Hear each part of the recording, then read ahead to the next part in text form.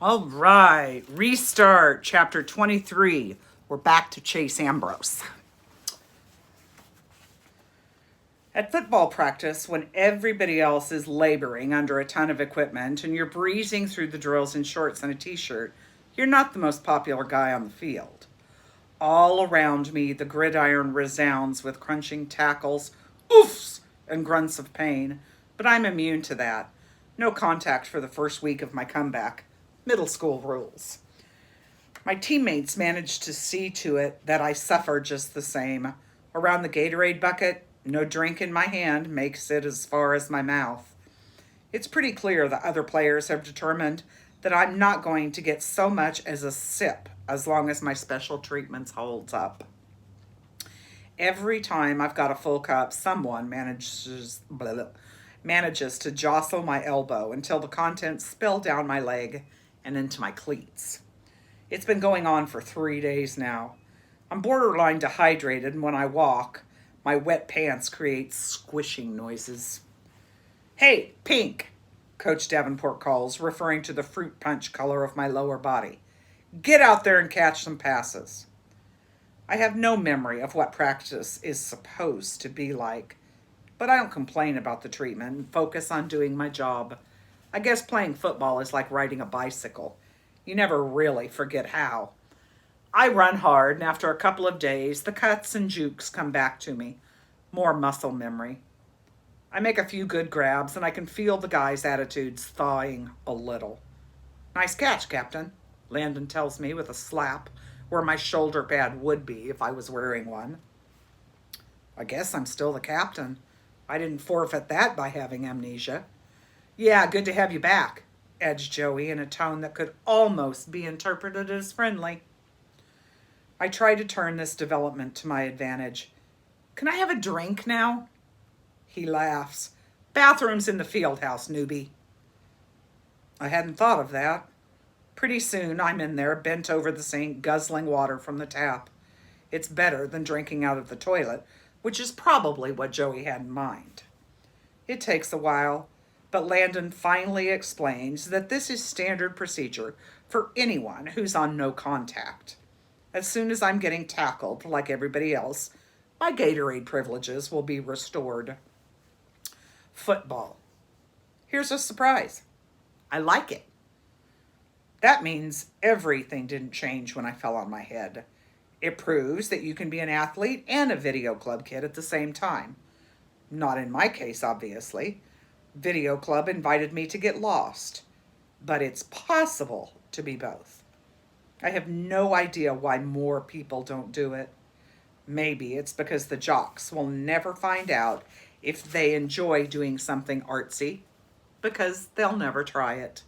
And the art kids feel the same way about sports. In spite of everything that's happened, I'm getting the hang of most of the hurricanes. They're a rowdy crew, and sometimes the physical nature of the game spills over into the hallway. They treat into the way they treat other kids, which is definitely not right. But they're giving me a chance, which is more than I can say for video club these days. I'm starting to see how I could have been friends with the players, with two exceptions. Aaron and Bear finally have what they wanted. My name is Mud with my new friends, and I'm back on the team. But if they expect us to be the Three Musketeers again, they can forget it. They couldn't stand to see me making a life for myself that didn't include them, so they wrecked it for me. And in the process, they managed to retarget poor Joel, who hasn't even been home for 2 weeks yet. And that's not including the way they treat the residents of Portland Street. But the last straw was when they cornered me, so I had no choice but to lie to Dr. Fitzwallace to protect the three of us. Aaron's always lecturing me about friendship. He doesn't know the meaning of the word. So did he have to lie? No, that's an excuse. He had to lie not to get in trouble. There's a difference. I don't talk to them. I don't stretch next to them. In the locker room, I sit so far away from them that I'm practically out in the hallway. When we're on the practice field for the same drill, they get no chatter from me. Not even any eye contact. The other hurricanes have started to notice, but they think it's funny. Aaron and Bear don't. And how much do I care about hurting their delicate feelings? Well, you could fit that inside the nucleus of a carbon atom. I'm guessing that means not very much. On Friday, Coach Davenport runs us through a quick workout. The Hurricanes have a night game tomorrow, and he wants everybody fresh but sharp. Since I won't be playing, he keeps me out on the field while the others chatter in the locker room. 10 laps, Pink, he calls. No dodging it. The others are laughing at me and calling out mock encouragement. Their revenge for my week of no pads. To show off, I kick into high gear and sprint down the sideline. One thing that comes out of this first week of practice, I've gotten really fast. None of my teammates are very impressed because apparently I was always this fast. But it's news to me, and these days I need something to make me feel good about myself. He'd probably feel better about himself if he hadn't lied to get out of trouble. When the tackle comes, it's a complete shock. 1 second I'm running free, and the next, a big body hits me just below the knees, knocking my legs out from under me and sending me hurtling forward. I must somersault because I see a quick panorama of sky and grass. The earth comes up to clobber me. I think I eat some of it. Gasping, I roll over. A helmeted figure is blocking out the sun. Number 57, Bear. Aaron stands beside him, applauding. How's that for no contact? Bear spits. I don't answer. I can't. The wind is totally knocked out of me. I just lie there, wheezing. Oops, he goes on, fake apologetic. I think that might have been contact. It's so confusing with you lately, Ambrose. You're a friend, you're an enemy, you're a teammate, you're a video dork. You've got amnesia. He grabs me by the fabric of my t-shirt and hauls me to my feet. Or maybe you remember more than you let on. I've got no pads on, I choke, finding breath at last. You want to kill me? It could happen, you know? And you'd get more than community service for that. We had to get your attention, man, Aaron informs me solemnly. You've barely said a word to us all week. Don't worry. We won't harm a hair on your little head, Bear adds. Not until we get square. Get square? I don't know if I've ever been so mad. Aren't we square yet? All my friends hate my guts because they think I set up what happened in the band room. Aaron grins. It wasn't too hard to convince them either. I guess we're not the only ones who figured out that the new Chase is a phony. What are you talking about? I sputter. You never had any amnesia, Bear accuses harshly. You faked the whole thing. Are you crazy? I demand. What's so fantastic about forgetting your whole life that anybody would fake it? I didn't even know my own mother. Well, for one thing, Bear returns readily, you can act like you have no clue what you owe us. I owe you nothing, I seethe. The fact that I used to be friends with you guys makes me sick. If you think you can push me around the way you do everybody else, think again. That there's still enough of the old Chase left to take you on. You're lucky I don't go straight to the cops and rat you out for swiping Mr. Solway's medal. They stare at me in surprise. I can feel the advantage shifting to me, so I don't let up. Yeah, geniuses, I figured that out by watching you prowling the halls of Portland Street, taking advantage of the people you're supposed to be helping. Give me credit for having the brains to see who's sleazy enough to steal from a war hero who's too frail to look after his stuff. Bear is still staring, but slow understanding is dawning on Aaron. You really do have amnesia, he tells me. Yeah, so? So you don't remember? We didn't jack that medal. You did. Rage floods through me, and I rear back my fist to take a swing at him. Before I can act, though, the memory flashes in my brain. The triangular case on the dresser flipped open to reveal the gleaming five-pointed Medal of Honor at the end of its blue star-spangled ribbon. A hand reaches down for it. My hand. I'm totally appalled. Yes, it makes perfect sense. Aaron and Bear are the worst people I know, but they weren't always a twosome. They had a ringleader, Chase Ambrose. And in those days, if they were low, he was lower. Even before the memory returned, I should have known I did it. Bear's words break into my horrified thoughts. That's right, Boy Scout. This one's on you. You didn't even wait till the old Dumbledore was out of the room. As soon as his back was turned, you snatched in and tossed the case in the closet. It's worth big money, and you owe us our share. Three-way split, that was our deal, Aaron confirms. If we were sentenced to the Graybird Motel, at least we were going to get something out of it. I don't have it. Bear's brow darkens. Don't lie, man. I saw you jam it in your pocket and walk out of the building. No, I all but whisper. I mean, I might have it, but I don't know what I did with it. And if I do find it, it's going back to Mr. Solway. Maybe I used to be a crook, but I'm not one anymore. Aaron steps forward. Fine. You're better than us now. You're a saint. But when you took that medal, that was the old you and the old rules. So it belongs to all three of us. You can't do anything without our okay, and we don't give it. He looks totally serious, like a lawyer reading a contract. You make a move without us, you'll regret it, Bear adds threateningly. I regret I ever met you guys, I shout, hoarse with emotion.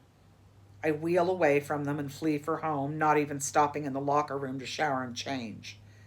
I have to put as much distance as possible between myself and those two. As I run, hot tears of shame are streaming down my face. Since my accident, I've heard a lot about the person I used to be. Never did I imagine this. I sprint harder, accelerating onto the sidewalk, outpacing even the most intense drills from practice. It's no problem escaping Aaron and Bear, but I'll never be able to get away from myself. Chapter 24, Brendan Espinoza.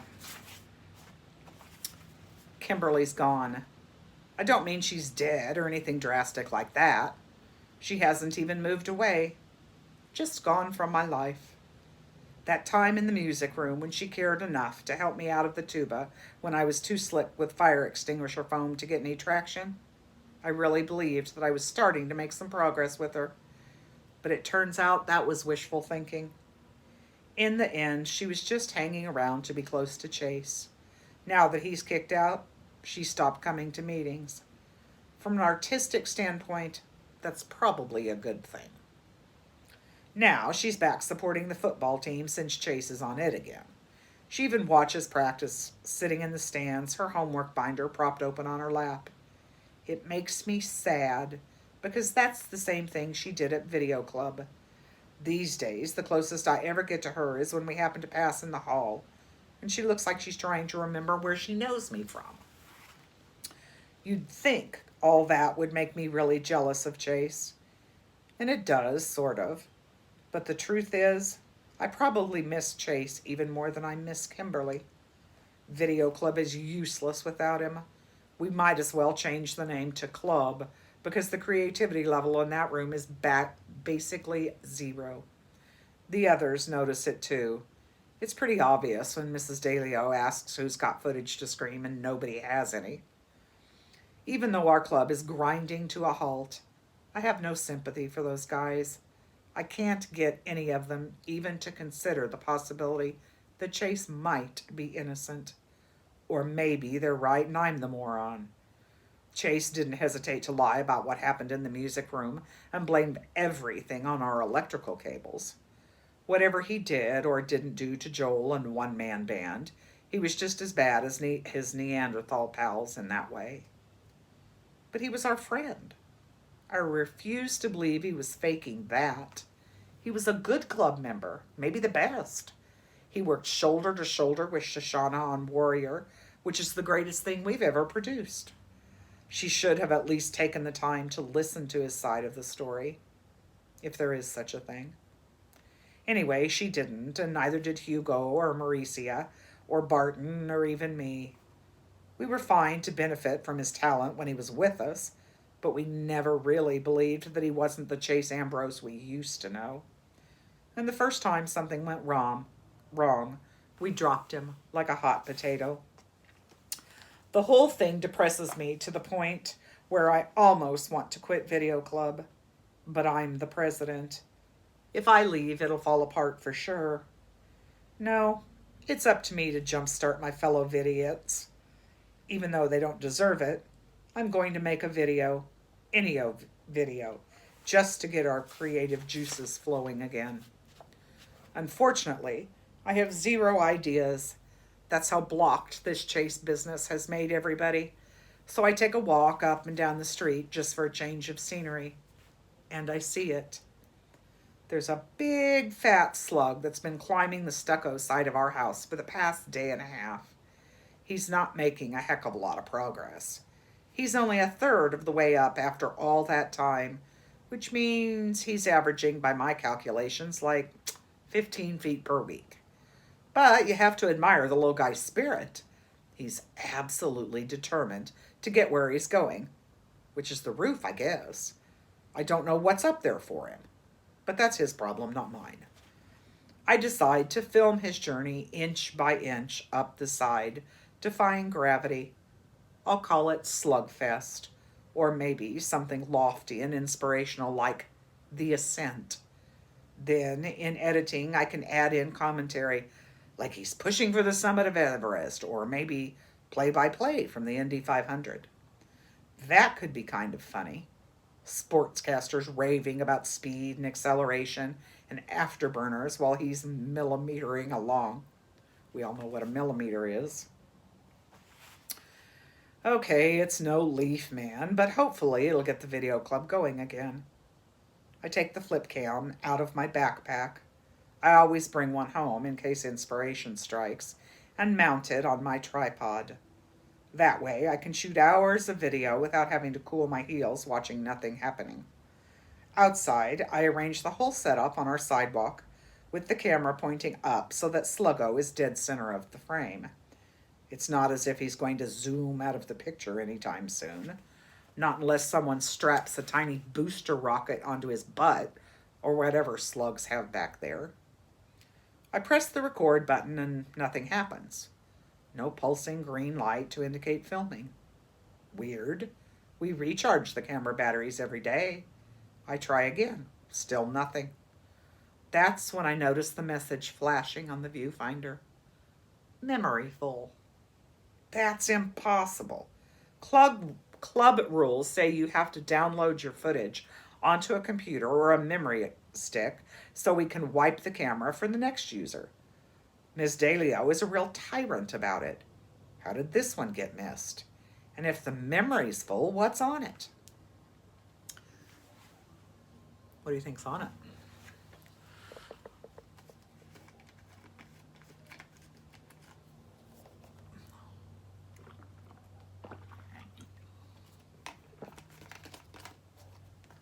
I'm hoping it's video of the day in the band room so that they can get Chase cleared.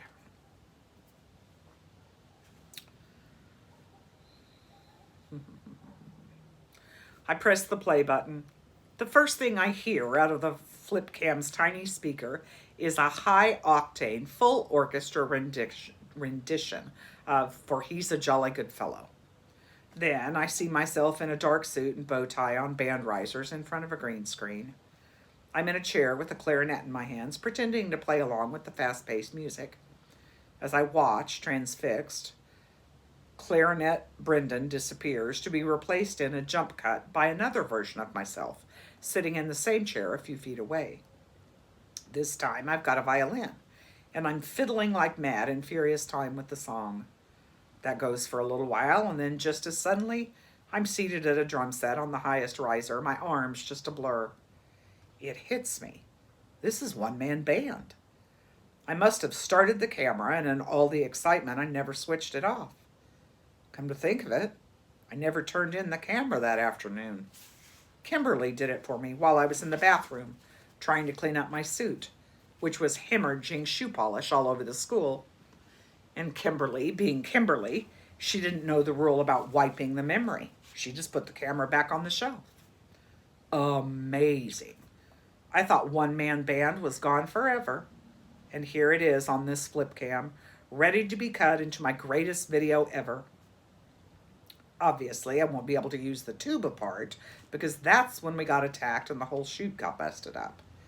After all, my band can't feature a tuba player who gets slimed with foam and trapped in his own instrument. But the rest of it, breathlessly, I fast forward. It's all okay. Better than okay. This could be my first YouTube video to hit the big time. I scan right to the end and it's all there. Aaron and Bear raiding the chute, Kimberly running out to get Chase, and finally the tug of war between him and Bear with the fire extinguisher. Even over the loud music, you can actually hear the whack when the heavy, loud metal casing smashes Joel in the eye. I wince a little at that. No wonder half the guy's poor face is black and blue. That had to hurt. I'll bet it still does. Also, and this is important, no smoke, no fire, no reason to fill the room with foam. Not that I ever took that story seriously. Still, it's nice to see hard evidence. Evidence. I'm so wrapped up in reliving it that it takes a few seconds to realize that I'm looking at something monumentally important. All that craziness in the music room happened so fast that it was impossible to process it. But here is a visual record that I can watch over and over again to catch every detail. So I back up to the clip to the moment Chase bursts onto the scene and run it in super slow-mo. He looks shocked. If he planned this, he has to be the greatest actor in the world. When Bear hands him the fire extinguisher, he takes it, but he just stands there holding it, as if he has no idea what it is or why he has it. He never fires it or even holds it upright. It's like he's in a daze until Bear tries to grab the thing back. Then Chase wakes up and the struggle is on to keep it away from Bear. And when he pulls it free and it swings back and hits Joel, pure accident. Maybe afterward he helped Aaron and Bear cover up what they did. But this video proves that Chase was trying to stop the attack, not join in. I'm practically bursting out of my skin with excitement. I want to run in 15 different directions to spread the word far and wide. Who should I tell first? Chase? Mrs. Dalio? Dr. Fitzwallace? It's more than just about Video Club. It's about justice. And don't forget Joel himself. He shouldn't be allowed to go on thinking that Chase still has it out for him. And Shoshana? She's a nice person and a great vidiot. But let's face it, right now, she'd burn Chase at the stake if she thought she could get away with it. She needs to know what really happened. All the vidiots do. I frown. It's the weekend. None of us will be at school until Monday.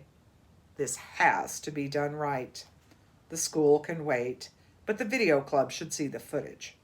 It's more than just evidence. It'll be nothing less than a demonstration of the power of the moving image to change hearts and minds. Who better than the president of the video club to make it happen? I take out my phone and compose a text to Chase, Shoshana, and Joel. Urgent. Come to my house tomorrow at 10 a.m. There's something important you have to see. P.S. I'm not trying to rope you into helping with another YouTube video. After some agonized soul searching, I send the same text to Kimberly, but add a little line that says, P.S. Chase is going to be there. Okay. I want to see her again. Sue me. Chapter 25. Chase Ambrose. There's something important you must see. I stare at Brendan's text on my phone. What's this big deal he needs to show me? Probably nothing, chances are. He really is just trying to rope me into helping with a new YouTube video, although he says that he's not. I don't care. The fact that he texted me is something. I haven't heard a peep from any of the video club kids since that day in the music room. Who can blame them? They all heard how I lied about the electrical fire. And they don't even know about the really bad thing I did. To be honest, I'd give anything to be a part of one of Brendan's goofball videos again. They're always hilarious, and I could use a good laugh right about now. I can't remember the last time I laughed. Nothing has been funny lately, and the most unfunny part is what I just found out about myself. Yeah, Aaron and Bear are jerks. My dad's pushy, and the video club has turned on me. But I'm worse than all of them. I'm a criminal, and the fact that I don't remember it doesn't change what I did.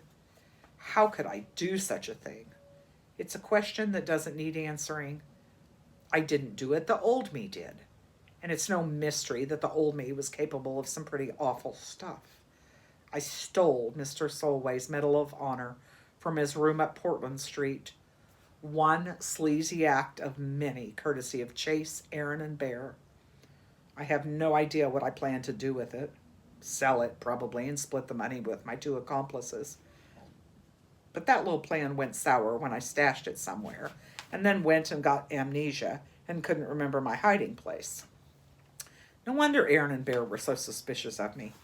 They thought I was holding out on them so I could keep the profit for myself.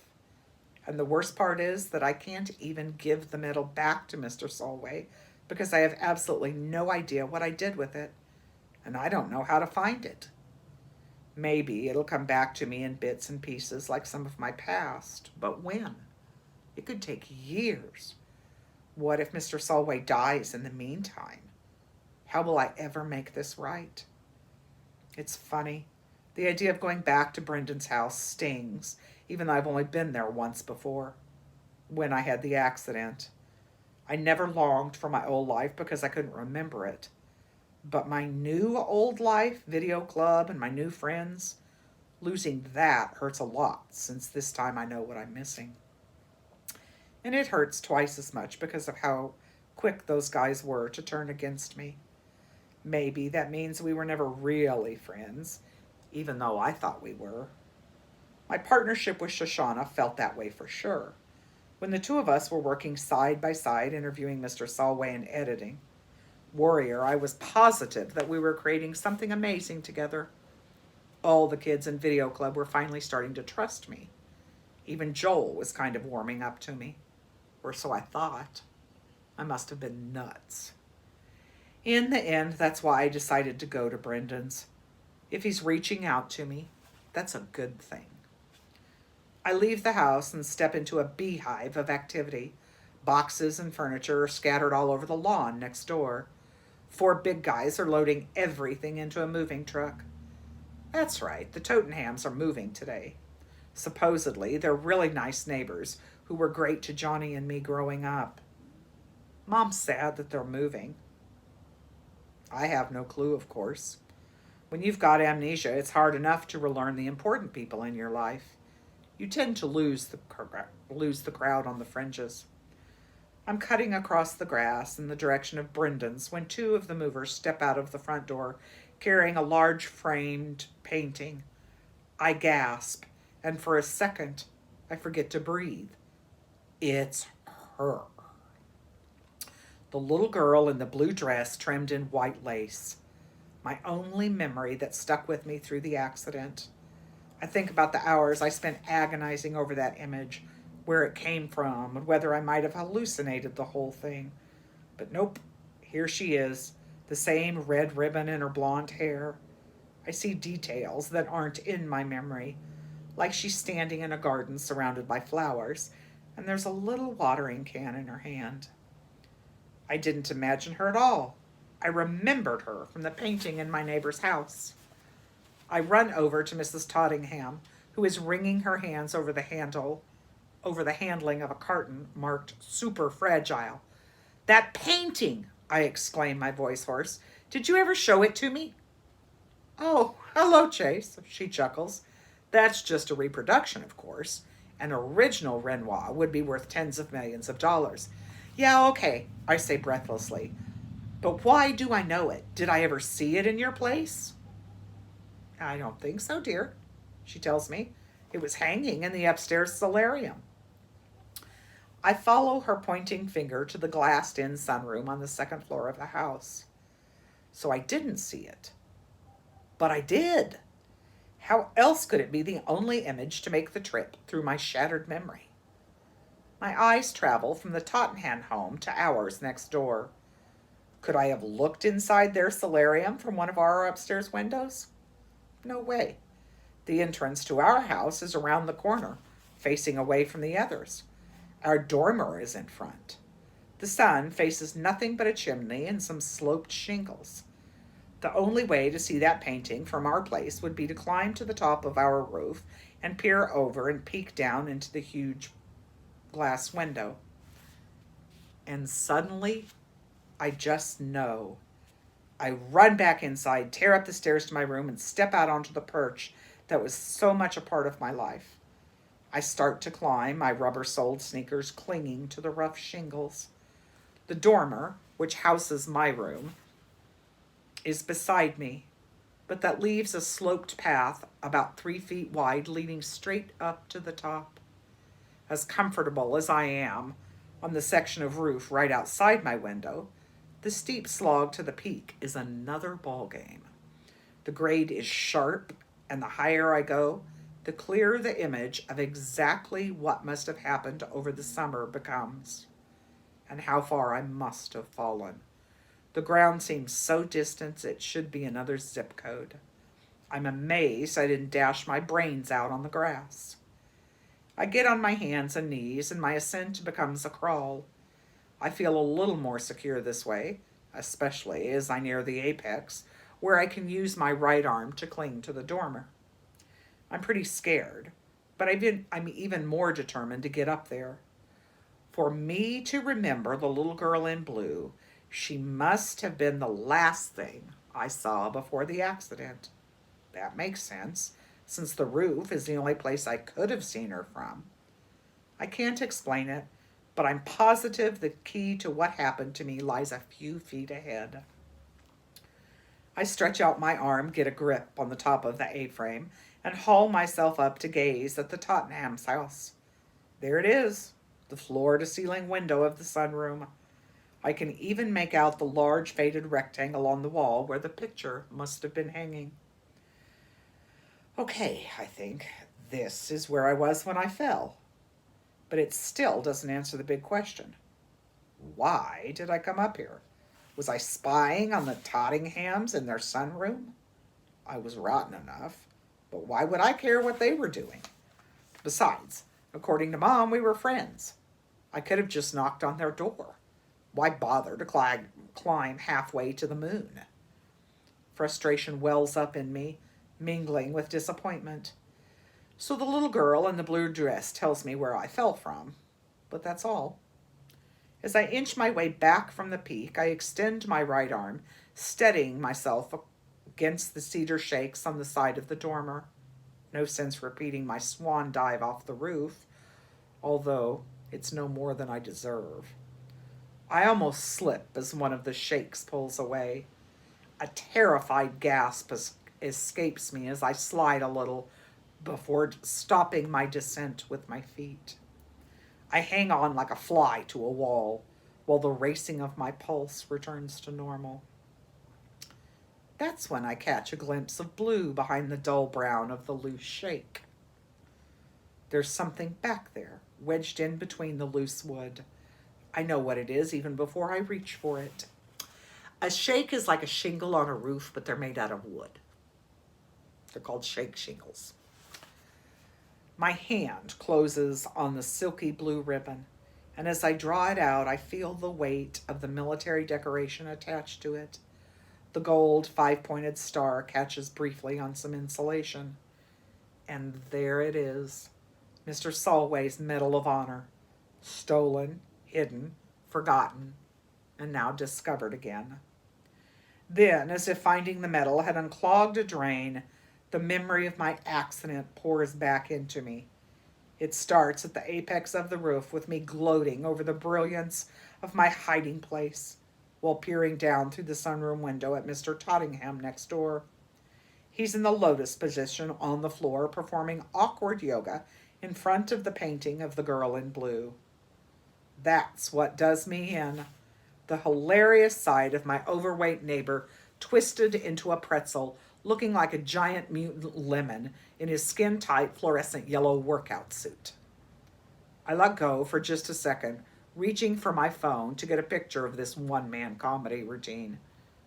And the next thing I know, I'm skidding down the roof, the rectangular pattern of the shingles becoming a blur as I pick up speed. I claw madly at the slope, desperate for a handhold, a foothold, anything to stop my descent. It's no use. My momentum is too much. I'm falling. When I hit the eaves, I flip over a little, giving me a terrifying view of the yard as it screams up to meet me.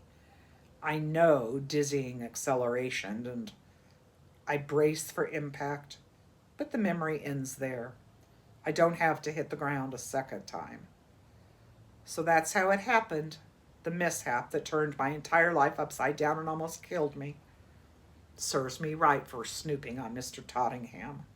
How is it my business if he wants to do yoga in form-fitting spandex? But that was the old Chase. Everything was his business because he said it was. What was I planning to do with that picture if I had managed to get the phone out of my pocket? Show Aaron and Bear and the football team? Post it on Facebook? Print up 50 copies and plaster them all over town? I sigh. Who knows why that Chase did what he did? I should probably just be grateful I don't have to be him anymore. The metal clutch tightly in my palm, I climb down gingerly, careful to keep both hands and feet on the roof at all times. My mind is whirling. Brendan's house will just have to wait. Nothing there can be as important as returning this to the rightful owner. I have to go see Mr. Solway. Near the eaves, I slide on my butt to my window and throw a leg over the sill. Chase? Uh-oh, Mom. You promised you wouldn't go out on the roof ever again. Do I have to nail your window shut? I just blow past her. Sorry, Mom. I toss over my shoulder. Gotta get to Portland Street. I'm not finished yelling at you yet. Have you forgotten what happened to you last summer? Do you have amnesia about the amnesia? I run down the stairs calling, I'll explain later. In the kitchen, I snatch a soft dish towel off the drying rack and wrap it around the metal. I jam it into my pocket and blast out the door. Okay, so next time, let's see how many pages we have left. I think we're arranging for computers to be returned next Thursday, so I want to finish this before then. So I'll post 2 chapters Monday and probably 2 chapters on Thursday. We have chapter 26, 27, 28, 29. Oh, there's actually 30, but they're very short chapters. 207 to 243. Yeah, that's 30. Why can't I add right now? 36 pages. Yeah, that's a lot. I'll break that up into 2 days. Anyway, I'll get one out Monday, and then either Tuesday or Wednesday I'll finish up. It's getting really good. Hope you guys are enjoying it. I sent out another class meeting, so hopefully you guys can make it. See you soon. Bye.